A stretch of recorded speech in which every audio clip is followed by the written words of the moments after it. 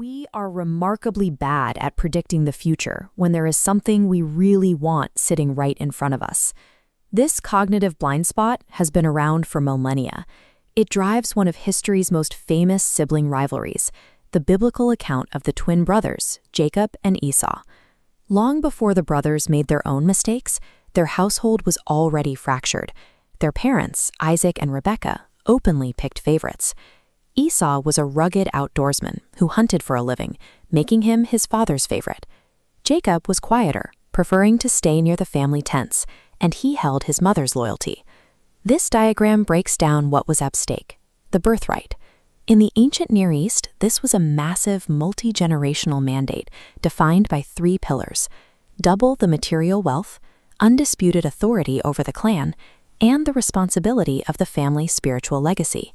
Dropping a prize of that magnitude into a fiercely divided home created an environment where the family's integrity was almost guaranteed to collapse. The cracks first appeared after a hunting trip. Esau came dragging into camp, physically exhausted, and announced that he was at the point of death from starvation. Jacob happened to be cooking a pot of red lentil stew. Seeing his brother's desperation, Jacob seized the moment. He refused to provide a single bowl until Esau agreed to trade his birthright for it. Rather than finding another source of food, Esau rationalized the demand. He reasoned that his future legacy was useless to him if he died of hunger right then and there. This scale shows the imbalance of the exchange. Esau agreed to the deal, swearing a binding oath to finalize it. He signed away the permanent trajectory of a generational legacy for the temporary relief of a single meal. By focusing entirely on his immediate physical craving, Esau rendered his future irrelevant. It shows how easily a commitment to the long term can crumble when short-term desperation is allowed to drive the decision. Years later, the stakes escalated. Isaac was now elderly and nearly blind. Believing his death was near, he called for Esau to receive the patriarchal blessing, an irrevocable transfer of family leadership. Rebekah overheard the plan. Determined to secure the leadership for her favorite son, she orchestrated a premeditative conspiracy with Jacob to steal the blessing before Esau could return from the field. They knew Isaac would rely on his remaining senses to verify his son's identity, so Rebekah dressed Jacob in Esau's unwashed hunting clothes to ensure he carried the distinct scent of the outdoors.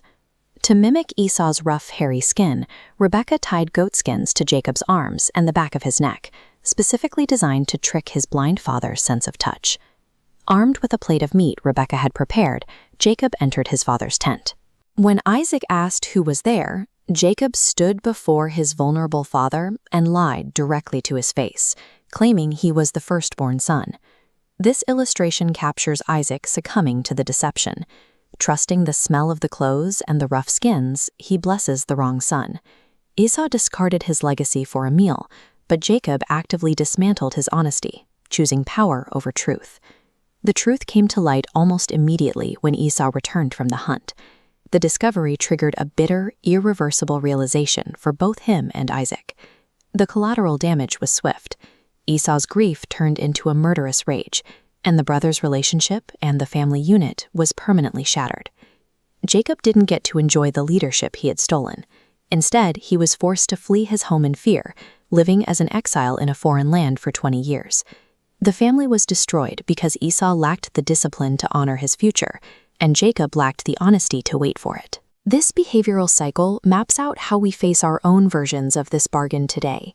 When we let short-term desires drive us, we start making small compromises that eventually compound into irreversible long-term consequences. Treating our relationships and our characters as transactional assets always results in a loss of trust that cannot be easily rebuilt.